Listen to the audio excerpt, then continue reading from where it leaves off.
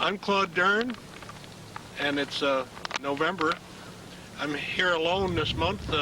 Jim White's busy with things, and something comes along every November. That's Thanksgiving, and I would just want to be sure and say a happy Thanksgiving to you, Jim.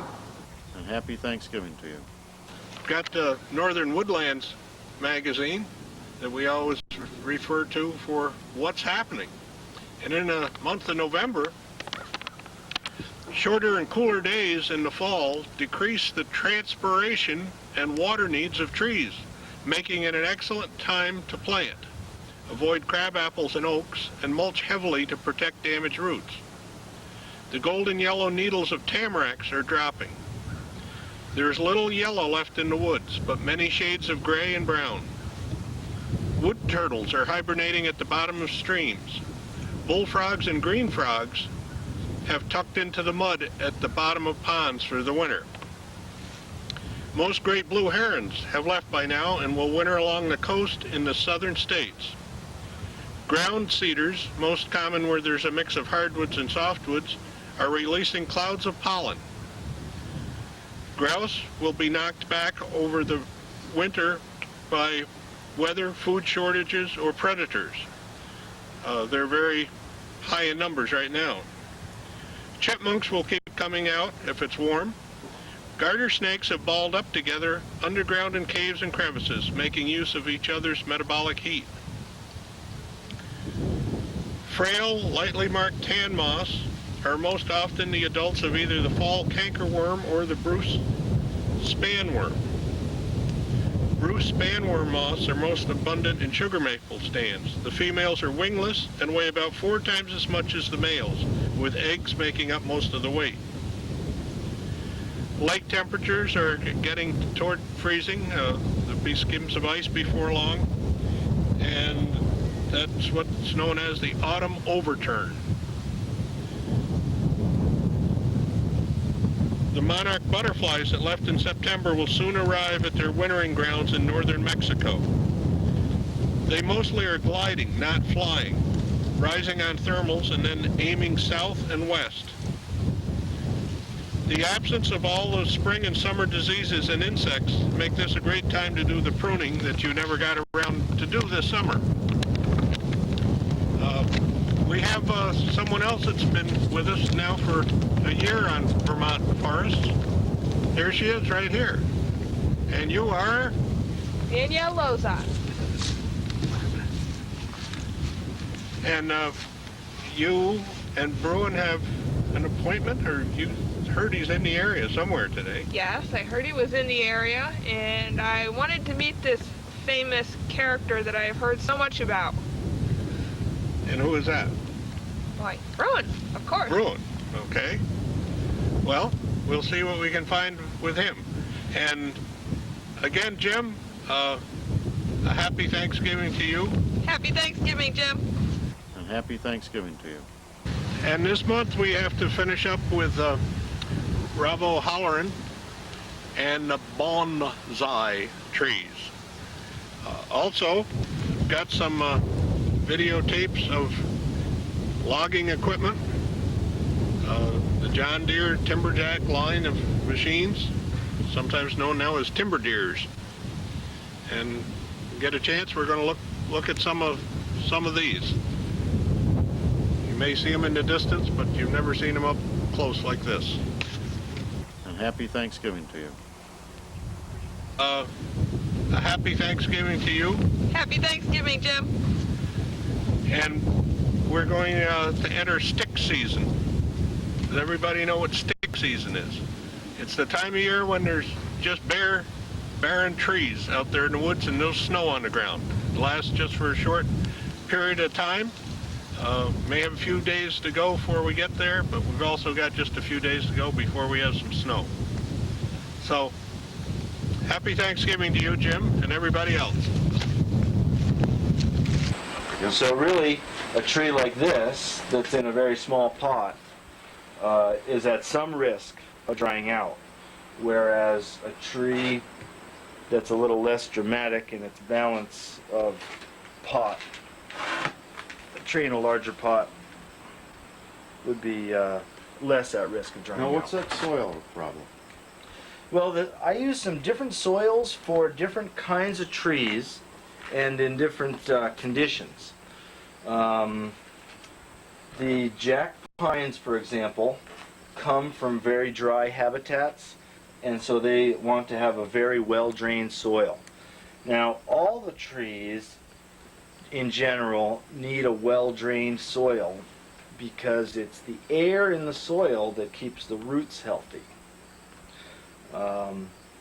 But the jack pines come from a particularly dry habitat. They're very tolerant of drought conditions, and they're happiest in a well-drained soil. And so this soil is made of mostly crushed rock, crushed granite, with a little bit of peat, and Imagine the chemistry's got to be pretty exact too, doesn't it? well, I mean, you can't be too good to... yeah, you don't want to give these a lot of limestone. Some of my trees will have a little bit of marble, crushed marble in the soil, which is basically limestone. And for example, the white cedars like to have some calcium. So so they would have some crushed marble in the soil. The tamaracks tend to have more peat. And I also use sometimes wood chips, bark, shredded bark, and vermiculite, sometimes perlite, in different mixes for different kinds of trees. And then the difference between a freshly collected tree and a tree that is fully established, more established, there may be some differences in the soil. What's your favorite tree here? My favorite tree here, boy, it's hard It's to like say. saying what's your favorite kid, or... Yeah, what's your favorite kid? Well, they're... You know, one of the things that people say about bonsai is, well, gee, I don't have the patience. You know, I don't have the patience to take this tree and prune it, break it off like I did, sorry, and then grow these sprouts, and then next year wire the sprouts down, and I don't have the patience to take 5 years to get this tree into a good condition. And frankly, I don't have the patience either. So what I have is I have about 150 trees, and then while I'm waiting for this tree to get to the next stage, I can be enjoying this tree that I've been working on for 7 or 8 years, or this tree that I've been working on for 14 years. No, that's got some... Doesn't it have pollen cones in it? Yes. Yeah, the trees are mature trees. They have cones. This actually has an old Oh, yeah, and they stay on seed until cone. they're... And won't open until heat or something, right? Well, some of them open. I mean, this one has opened, Yeah. and obviously didn't have a fire. So some of the cones open, some of them don't. Not many cones this year on the trees. Some years more than others. Probably has to So do the with the cones, fertilizer. they don't get... Do they get regular size? Oh yeah, the cones and the. So that'll look fruits. funny on there, if it got to be a regular size cone. Well, on that. jack pine cones are usually only about that big.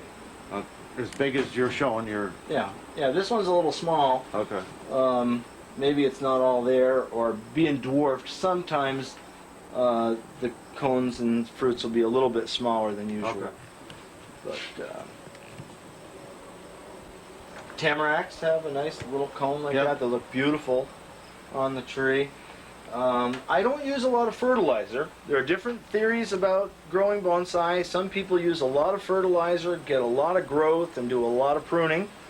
I have a more natural approach where these trees, in many cases, were stunted by a lack of nutrition. So now to give them a lot of nutrients would be quite a change for them. Yeah. So I don't give them too much fertilizer. If I gave them a little more phosphorus and potassium, I'd probably have more cones. When you pull these out of the ground?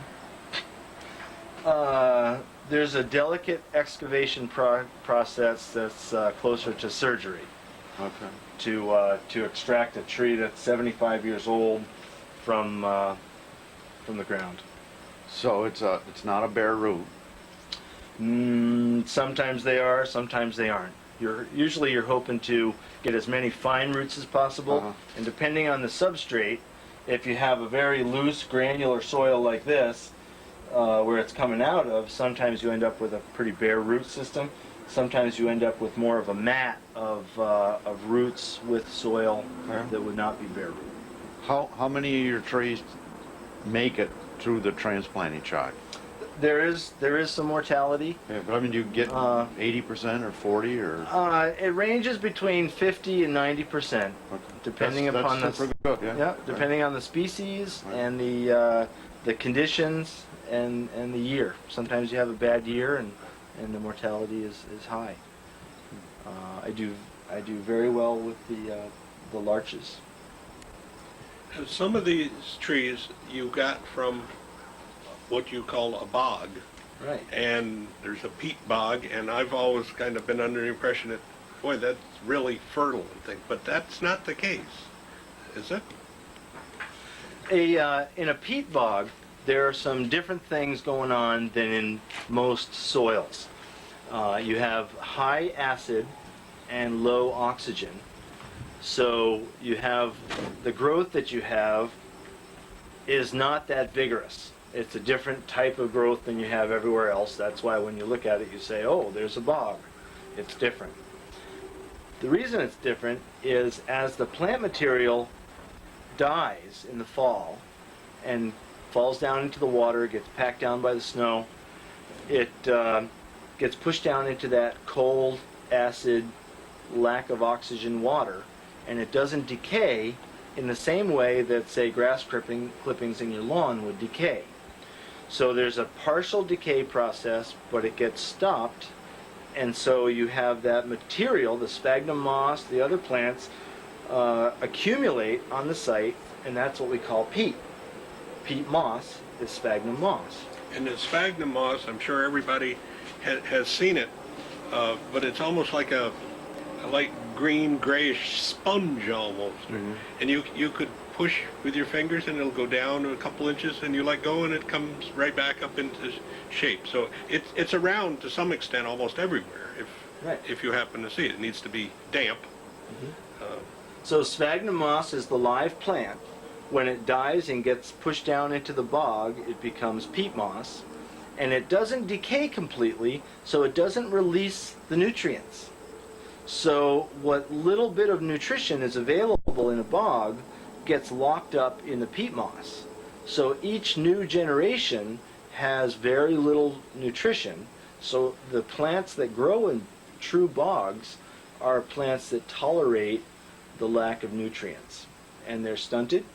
Tamaracks are one of them, but there are a bunch of plants like bog rosemary. There's a bog azalea and sheep laurel, sphagnum moss, and a few other plants that grow in true bogs. They grow there because they tolerate the lack of nutrients. They'd love to have it, but they tolerate it. Right. Then does something happen with the roots as far as the elevation in relationship to the stem? I mean, is there do the roots change location, or new ones get added?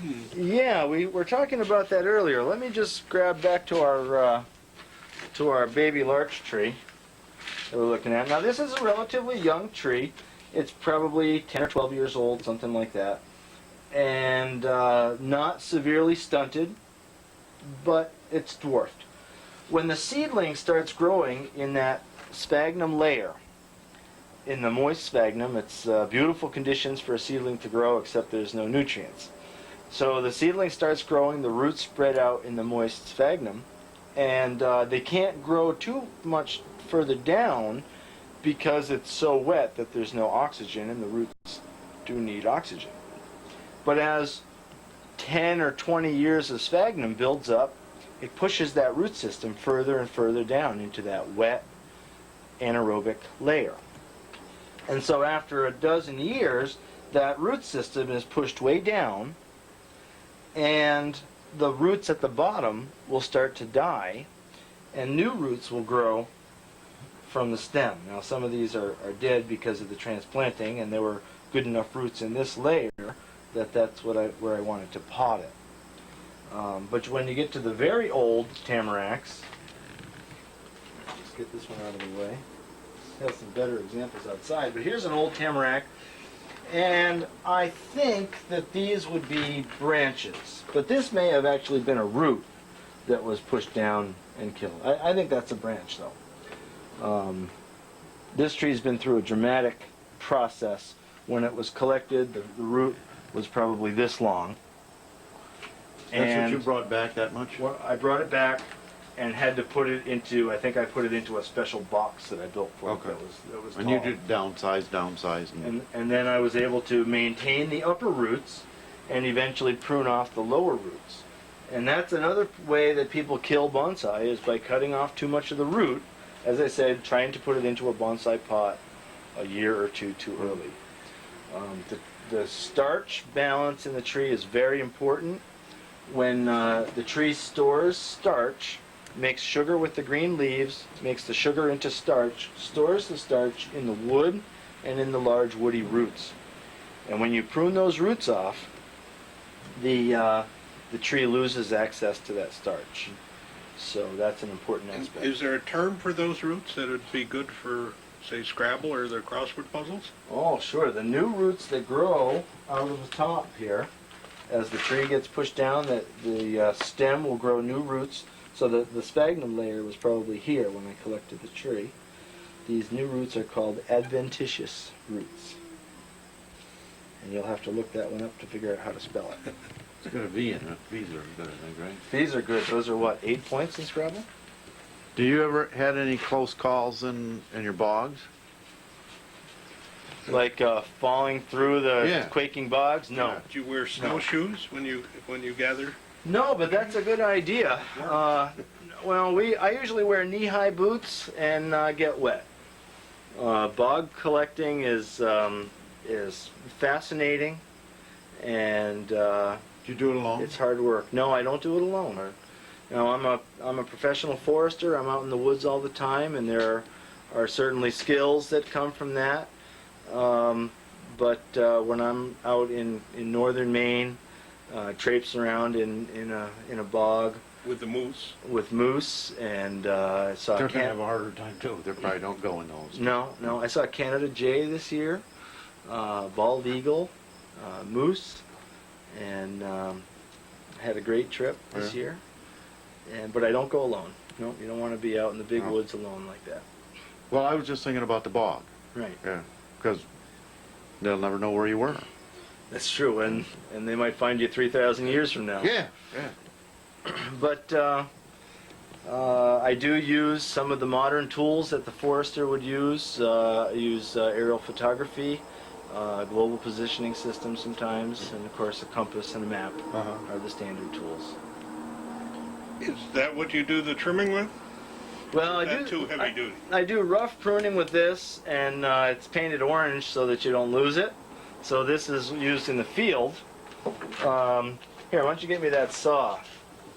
Oh, that looks bigger yet. That's also used for rough pruning, and it's also painted orange so I don't lose it in the woods. But some of the other tools that are used, the regular bonsai trimmers Wow.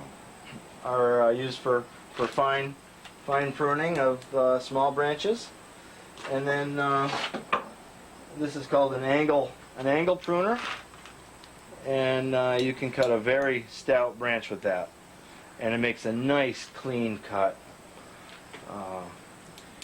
And I suppose just when you go there, which we've had in previous programs of urban forestry and stuff, you just don't go in and start cutting things off. I mean, you've got a certain reason for doing it, and you have to make the cut in a certain fashion so to not have damage.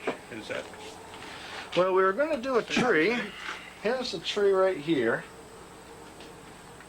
This is the front of the tree. You never answered my question about what your favorite tree is. You danced around that. Or I did You dance running around for it, didn't office I? or something?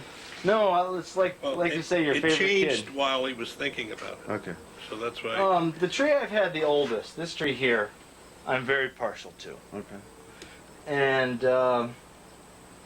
so that's one of my favorite trees. The beauty of having 150 trees is you get to have many favorites, and this Blingin is another favorite, and then outside I have some other ones that I'm very friendly towards. If you go on vacation and someone house sits, takes care of your plants and said, oh, that one's dying, it's got a rotten spot, and you come back and they're gone? That hasn't happened. No. But when we do leave, somebody has to come and water the bonsai, just like you'd have to have somebody come and feed the dog and that sort of thing. And you don't just let anybody take care of your dog, right? So do we want to prune this tree some while we're You want me to do it, or Claude, or? Yeah, maybe you could do it. No, I sure. don't think so. So here's our white cedar. This is a tree that's been styled for maybe 4 or 5 years. It's in a bonsai pot. Nice element here is the pot is wide and shallow, which really makes a dramatic look with the tree coming out of the pot. There's a lot of foliage here, but we're not going to be restyling this tree, we're just going to be maintaining it. So every year as the tree grows, you don't really want this tree to just keep growing, so in maintaining it, we're going to be cutting off some of the foliage, maybe doing some wiring. So first thing, here's a wire that was put on last year to pull these branches down, and I'm going to start by taking that wire off, and we'll see how much the branch swings upward. It's wired to this root. Look at that, didn't go up at all. That's excellent.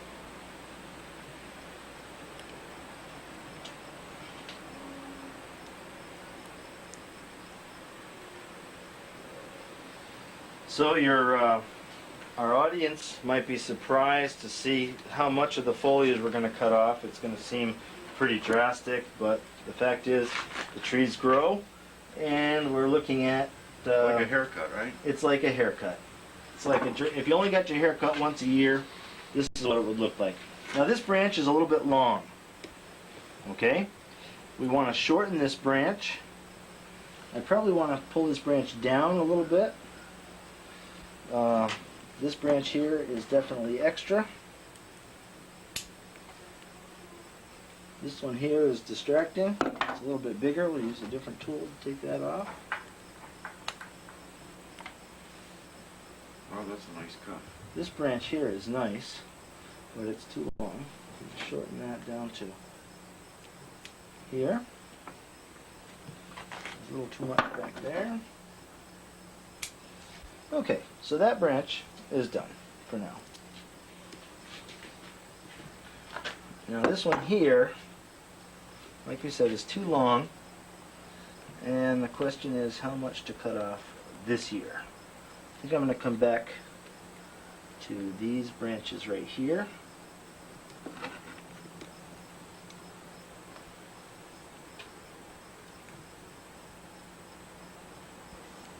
Just leave that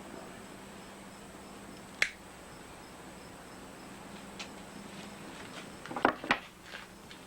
Well, it'd be nice to have the before and after picture on this. Well, we're going to have a pile of stuff. You're going to have a big pile of branches laying Yeah. there, that's for sure.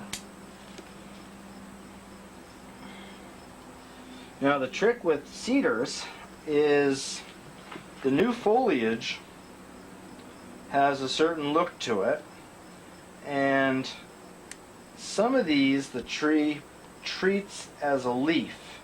Some of them the tree treats as a branch, and they look identical at this stage. But if you can imagine it last year, there were a series of these here, and one of them became woody and became the branch. So when you're trying to grow the tree and say, well, which portions do I want to keep, it'd be nice to know which ones were going to become a branch.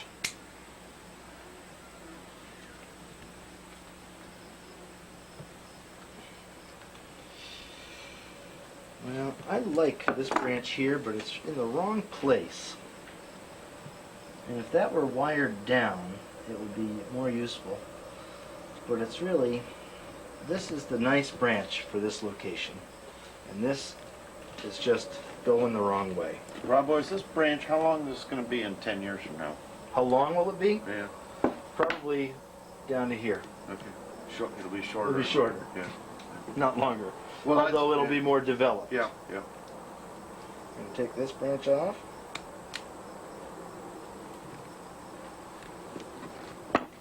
And let's work our way up. Now this foliage in here is, on the one hand, useful in developing a new branch if I decide I want another branch in here. But on the other hand, it's very distracting because we have this beautiful stem that you haven't even seen yet because of all that foliage.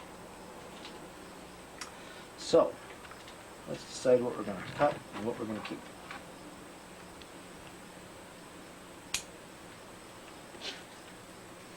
I like this little branch right here. So let's cut the other ones around it.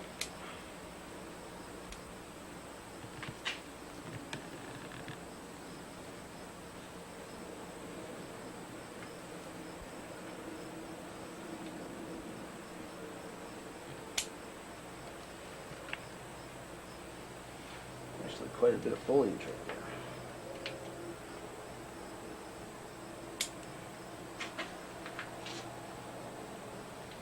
How many years have you been at this, Robbo?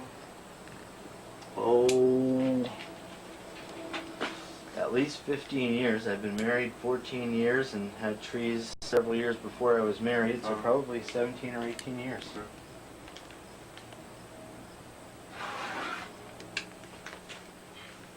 And as we started to say, there are hundreds of people who have bonsai collections, probably thousands. But there are only a few people who really get into collecting trees from the wild. And frankly, there are better trees to collect out west, and there are more people out west collecting the trees, but there are only a few people here in the east that do it. There's a fellow who's sort of a mentor to me in central Massachusetts named Nick Lenz. Nick wrote an excellent book about collecting trees from the wild, and has an amazing collection. Robbo, if you did nothing to this, if some person bought this and said, well, I don't know what to do and everything, how long is the tree going to last? Well, if they just watered it, it would probably last 10 years or maybe more. But in 10 years' time, it would be a big gangly bush, and the roots would be compacted into a giant mass of roots. And then it might even last longer, but what would happen is the top and the roots would become so out of balance that it would probably have to be watered twice a day to keep it alive. Yeah. So by maintaining the top, as we're doing right now, and like I said, every couple of years you would transplant, take the tree out of the pot, and prune the roots, and in this case put it back into the same pot, then that's how the tree is maintained.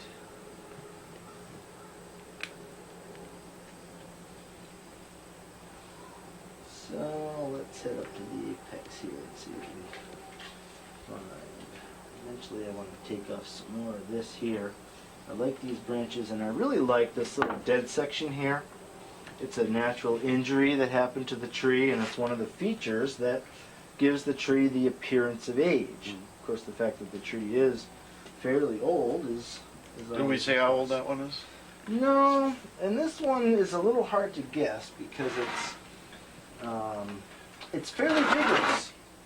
Some of the trees we looked at that are very old, well, they survived for generations, but they were not very vigorous. Whereas this tree is actually quite vigorous, so it might be relatively young. Looks like a scale insect. You do have problems with insects and diseases in trees. Even common things like scale and aphids. So every gardener. Now this branch needs to be wired down. You see this branch here points up. It's a little hard to see with all this pesky foliage here. but it points up and it's kind of distracting. And this branch needs to be pulled down. In fact, I'm going to use this as the front because it has this nice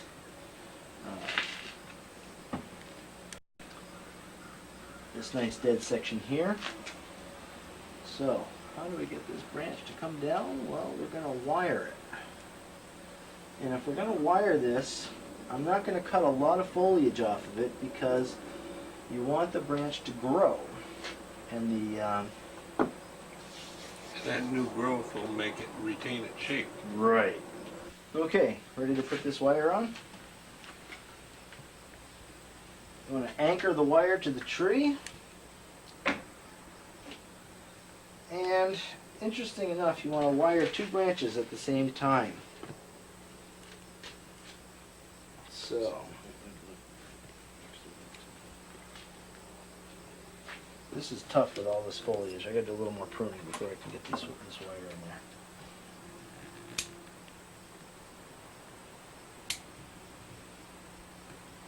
That's a pretty tree. That's much bigger than I looked at the game for the show. Which one, the tall one? No. Boy, I want to keep that. I want to keep that little branch right there, but do I want to keep both of these? I want to whack one of these off. If this is the front, this branch here will be kind of interesting pointed down. This one's nice, and then this one is distracting. So, I'll let you go. Yeah, there's kind of a ruthless thought process here. You can't be too sentimental about each individual branch. Well, you have a goal. You have a goal to work towards. Yeah. Kind of like managing a forest. You can't be too sentimental about each tree. You have a goal, and if you're going to thin the forest out, well, some of them have to go.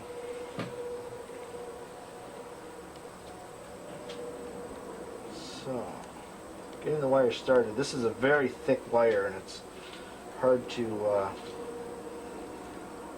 work with, but it's the type of wire that's needed to put a lot of torque on these branches.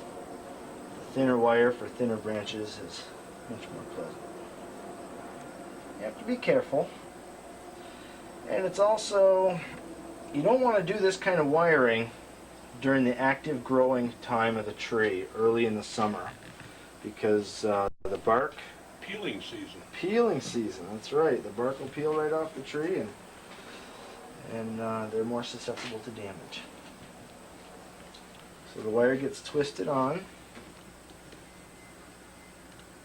and you want to kind of push the wire onto the branch. You don't want to scrape the wire along the branch too much.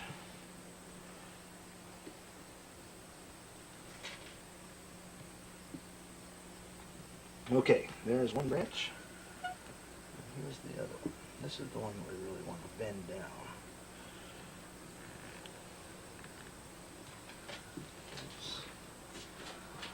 Little branch.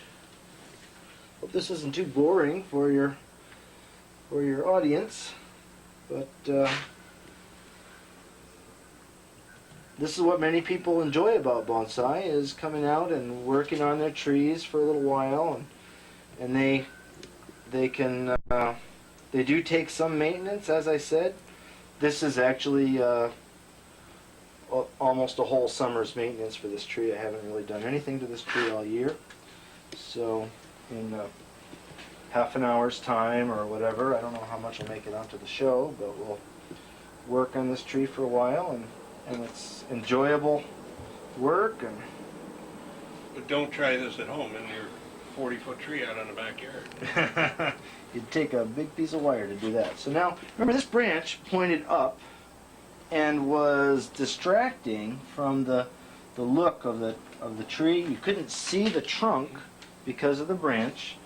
And now we can take and bend this branch way down like this and give it a much more pleasing look that fits into that big picture. The tree's gotten a lot older. And the tree, exactly. And what makes a nice curve is to bend the branch down. Oops, we just broke that one. No, there's no it was there. It was already cracked. Yeah. So. Well, the wire will hold it in place. We'll bend that down, and we'll allow the tip to grow up a little bit. So this is a little bit unruly right now because we just turned some branches over. If we were trying to get this tree ready for display, that it was going to be on display at a show or something next week, then we would probably do a little more pruning or fine wiring. You might even wire each one of these little pads into place just where you want them. But I'm looking more long term for the tree and saying, well, which branches do I want to grow? Which branches do I want to shorten? And the extra foliage on this branch will help this branch to grow into this position. So I'm thinking about next year, not next week, for this tree. Foresters think long term all the time. I'm surprised that more foresters aren't involved with bonsai. So now we're working our way up the tree. Here's another branch that points up too far. And here's another branch that's too long. I kind of like to have the tree taper in, kind of a triangular shape to the top. So, like we said, there's a vision that you work towards.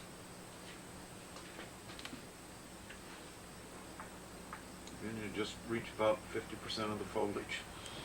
I think we're at 50% now. Oh, that's quite I think that's more than 50% already. Is it? It's not uncommon to take off 80% of the foliage. Alex Chicote would be mad.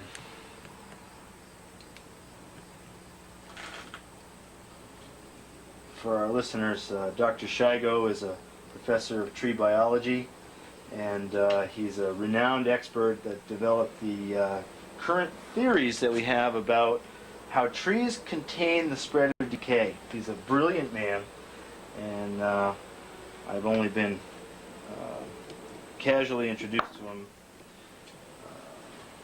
but his work is known worldwide. Never heard anybody question him. Everybody else questions everybody else, but when he says something, everybody just writes it down. Writes it down. Dr. Chicote says, You got a daddy long legs on the other side. oh yeah, well that's good. They help keep the pests down. That's natural pest control. So, when we're looking at this tree, this is a nice front right here, the way you're looking at it. It should be in the pot, so the pot would be horizontal to the viewer. So, we look at that front, and there's a little bit of a curve to it. And that's what you want to see. That's what makes it interesting and draws the eye into it. So as we develop the tree, eventually it'll be repotted so that it'll be turned in the pot. So this will be the front. As we look at it, the curve goes up, and if the curve kept curving one way, it wouldn't be as interesting. So it curves this way, and where do we want it to curve next? We want it to curve back this way. So that's what we're going to look at up in the top of this, is to develop this branch into the main stem. That's where the pine weevils learned their skill. Something like that. Yeah, those pesky buggers. So while this branch is a little bit unruly in terms of creating the shape that we want this to grow some more. So I'm going to leave this branch on, and I'm not going to prune anything off of this branch. So this back here is more secondary, and this will be just a branch that will be developed over time. So this I'll prune a little more dramatically. Robert, is there a place that has a collection that is like the closest place to Vermont to go see? Is there any place that has a... Well, the Green Mountain Bonsai Society, there's a club based in the Burlington area that has a display at the Champlain Valley Fair every year that everybody just missed because the fair ended a week ago. But every year, the week before Labor Day, they put together a really nice show up there at the Champlain Valley Fair. So, but other than that, there are a couple of bonsai businesses Sandy Anderson up in Jericho has a bonsai business with trees for sale. I have trees for sale here, and down in Boston there are 3 large bonsai businesses, and all 3 of them have some really nice trees.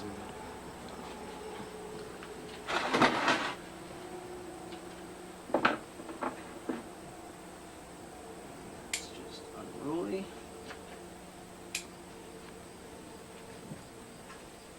Well, we're getting close here. Like I said, I'm not really getting it ready for show. I'm just doing the maintenance pruning on it. As we said, we have some branches that we're working on that we're not going to try to really fine tune right yet.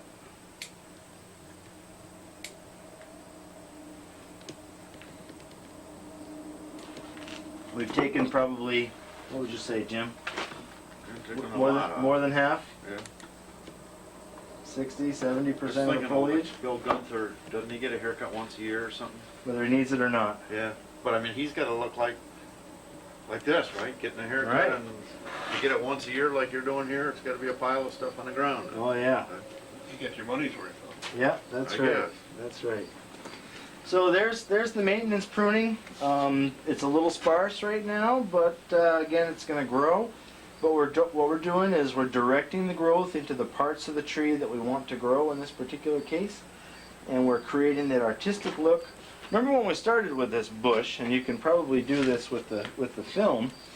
If you can clip in a picture of the before, so that the viewers can compare it. When we started with this tree, you couldn't even see that trunk. It was just a giant bush of green, and now you can really get a look at the trunk. It brings out the features of the tree, the taper of the trunk, the branches that are not pointing up, they're mostly pointing down, the curve, or what we call movement of the stem, the exposed roots, and the next time this is root pruned and transplanted, the roots will be even more exposed.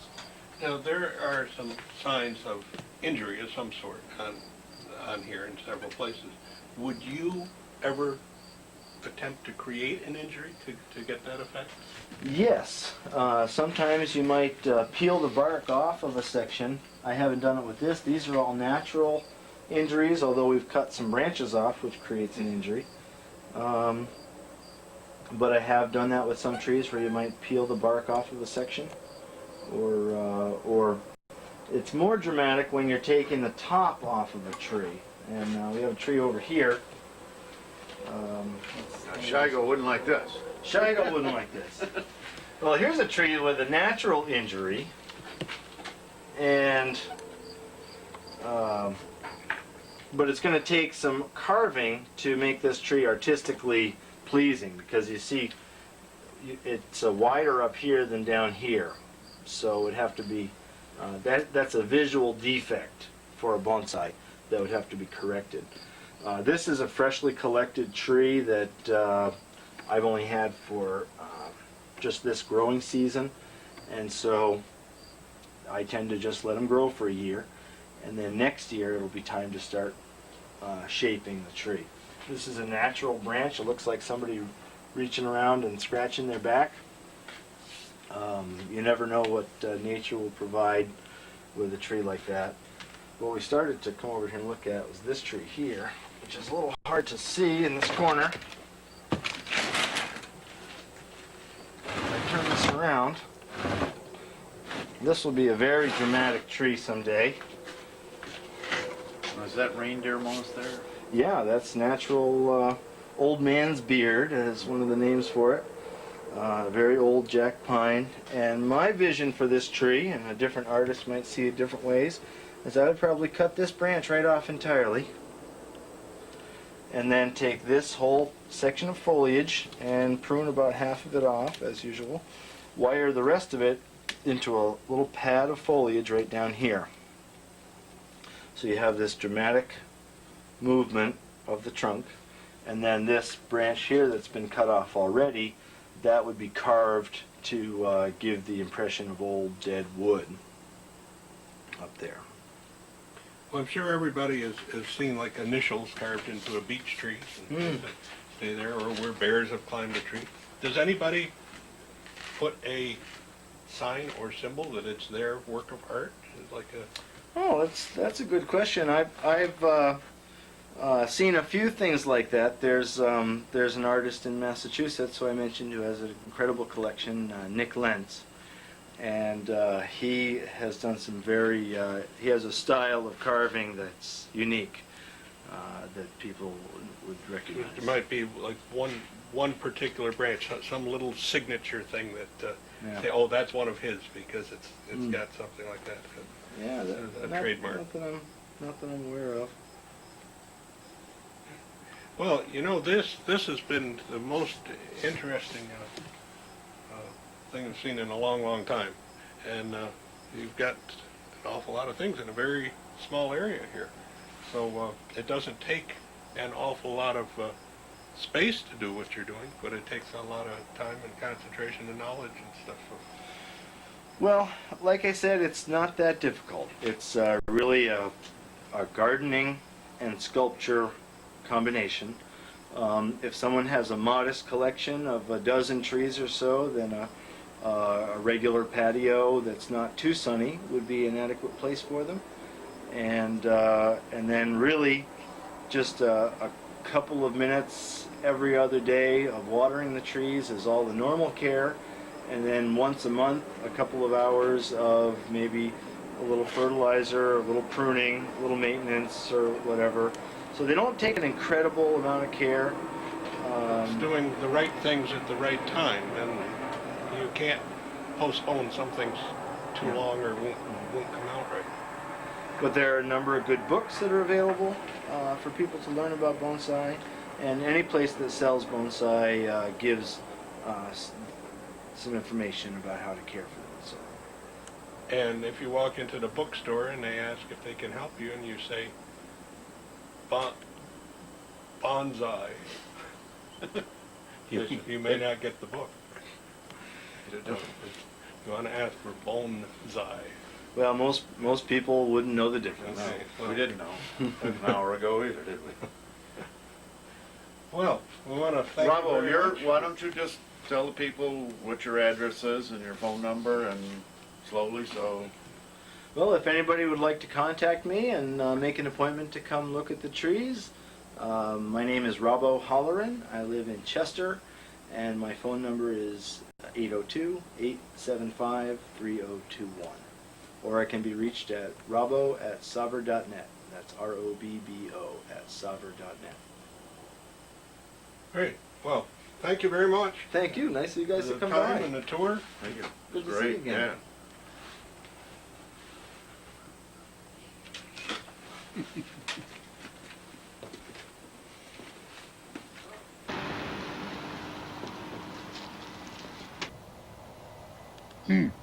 Don't see anything there.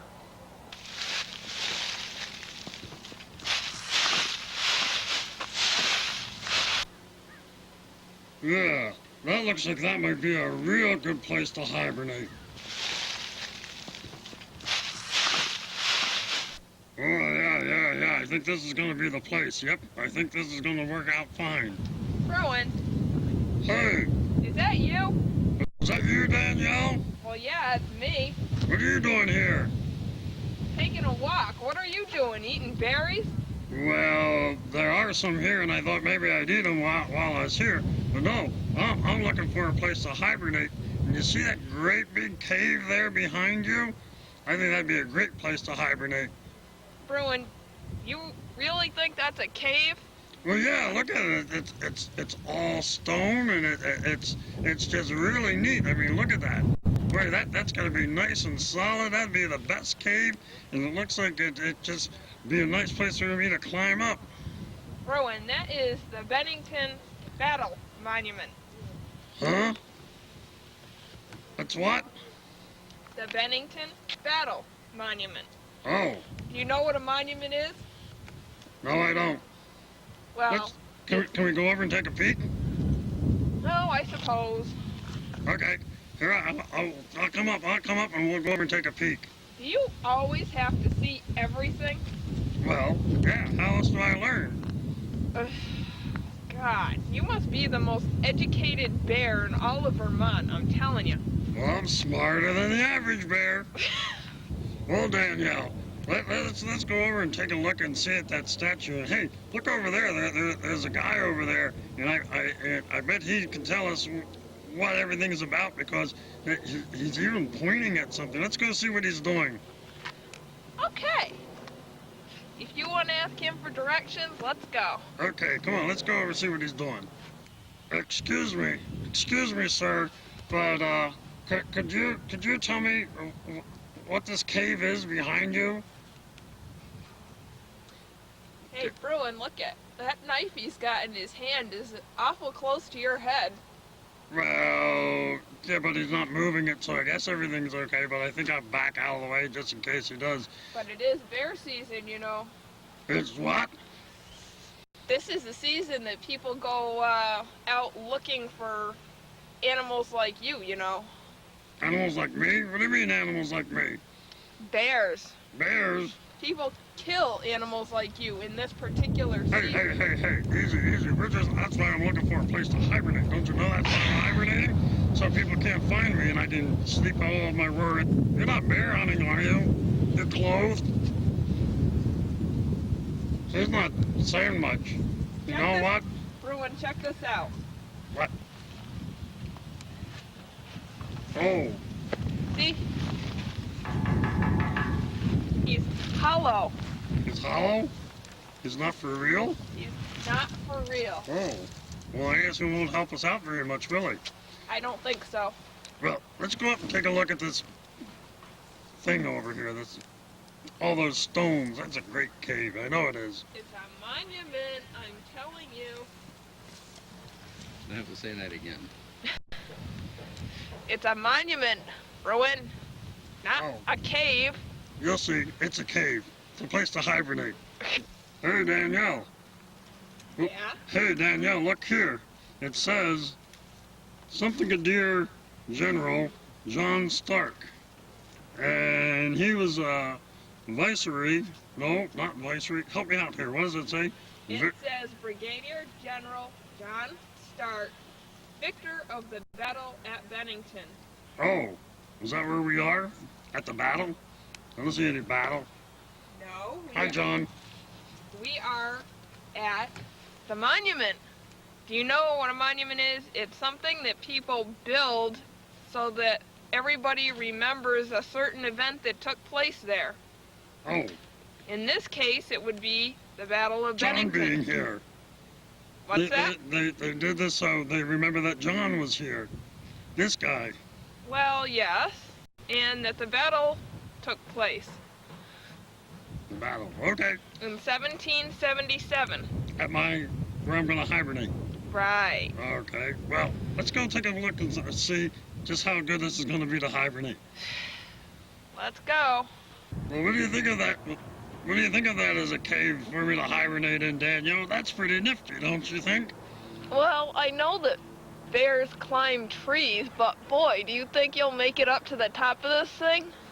Well, I'll bet you inside there's all sorts of things for me to climb onto and get up in there. Boy, that'd be really great. Just think of all the nuts and berries and everything that I could put in there. Whoa, man, would this be nice? Yeah, you could store enough food in there for probably 3 lifetimes of yours. Well, let's go and see if there's a way in here. Okay. I don't think I'd fit through one of those slits up there or cracks or whatever they are. I don't think maybe a snake might. Hey, don't think there's any snakes in there, do you? You never know. Oh, I'm not too friendly with snakes. Well, let's go and see if we can find something a way to get in. Alrighty.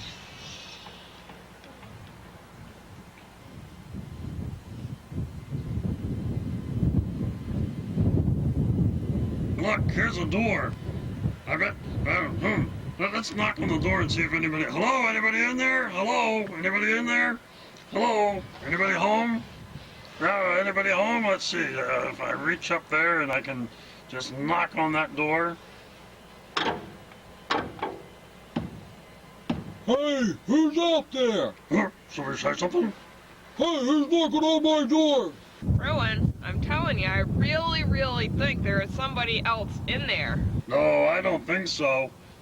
But, Hey, who's out there? the door's opening. Uh-oh. Maybe there is somebody in there. Hello? Hello? Hello, yourself. Hey, who are you and what do you want? What are you doing in my hibernating spot? My name's Bruin. What's your name? I don't have a name. Everybody just calls me Bear. Well, don't just stand there. Come on in. It's too bright and too warm out there. I like it in here where it's nice and cool. Come on in. Rowan, I can't believe it. You are actually right. This does sort of look like a cave. Well, it sort of is. Listen, it even sounds like a cave. Hello? Hear that echo? I like this place. Come on, I'll show you where I'm living.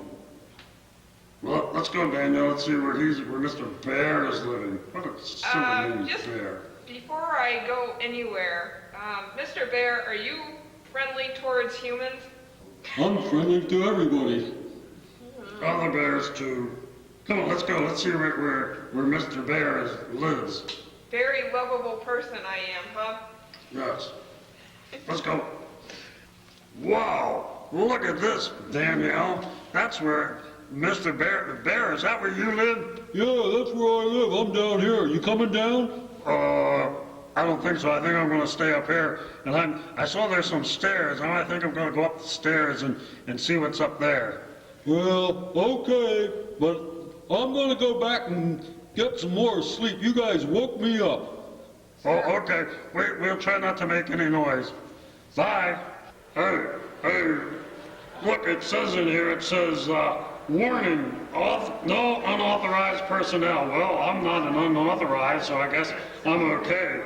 And it says stop, but I don't know what to stop for. Okay.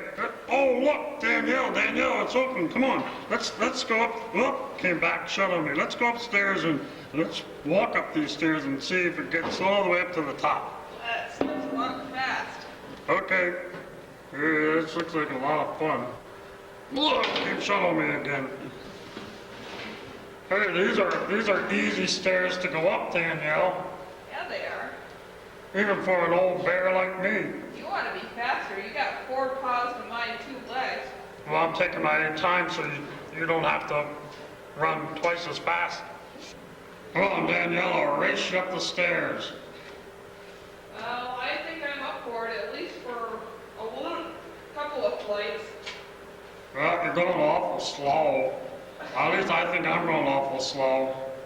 See, I gotta look down and look at my stairs, my steps here. Keep going, let's go. Ah! Hey, Danielle, how much further do you think we have to go? Just a little ways, I think. Hey, Danielle, I think we made it. I think we're up at the top. I think you're right. Oh, boy, look at this up here. This is something else. I think this is where I'm gonna hibernate. Ah, boy, this is really nice. Look at the windows up here. I forgot to tell you, I'm afraid of heights. Oh, look at that out there. Look at down there. Oh, I can see way above the top of the trees, and I don't even like going into trees. You know what? This is almost like when I was in that hot air balloon. I don't know, Rowan. If you're scared of heights, this probably is not your best option, you think? Well, it doesn't seem to move. What I don't like about heights is when I'm in the top of a tree and it moves back and forth. I don't like that. This doesn't seem to move though. No, it's made of stone. I think you're gonna be pretty stable. No moving here. But you know what? Fantastic views. Yeah.